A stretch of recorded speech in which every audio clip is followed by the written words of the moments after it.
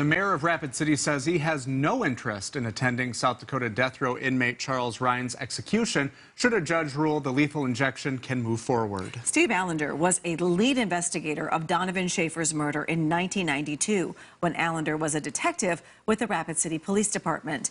Allender tells Kettleman's Perry Groten that Rhines' crime was so brutal and bizarre it gave him nightmares. That's right, Angela. Steve Allender interviewed Charles Rhines multiple times during the course of the murder investigation, including the night of the killing.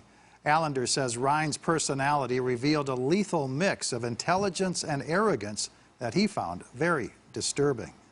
The grisly stabbing death of Donovan Schaefer inside a donut shop back in 1992 left the entire community of Rapid City shaken and fearful. Because there were a lot of rumors that start circulating in a community about a killer on the loose and, everyone worried about their kids and that sort of thing. But the evidence mounted against suspect Charles Rhines, who had left for Seattle, Washington after the killing.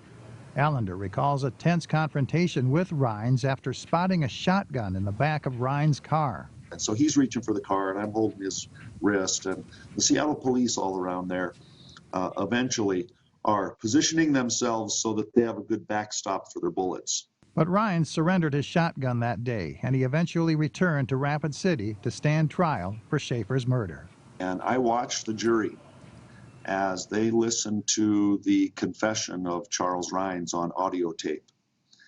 And their reaction to his confession was appropriate. Any human being would be repulsed by the things he said and the way he said them. During his trial, Rhines even licked his finger and wiped it on our camera lens. The facts of the case and Rhines' arrogant demeanor haunted Allender throughout the course of his investigation. It's the only case I ever investigated, or the only case I've ever seen as a police officer for 30 years that I ever had a nightmare about.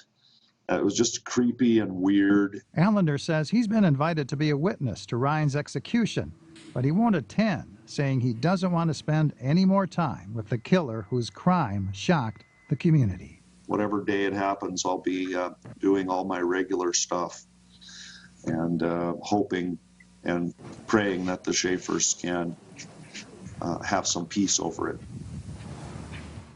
Now, Allender says Rhines has played the legal system with all of his appeals during his nearly 3 decades on death row.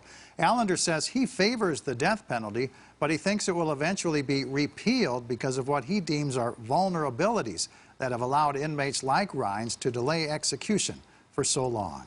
Well, Rhines' execution would be the 22nd in South Dakota. 2 took place when South Dakota wasn't even a state yet.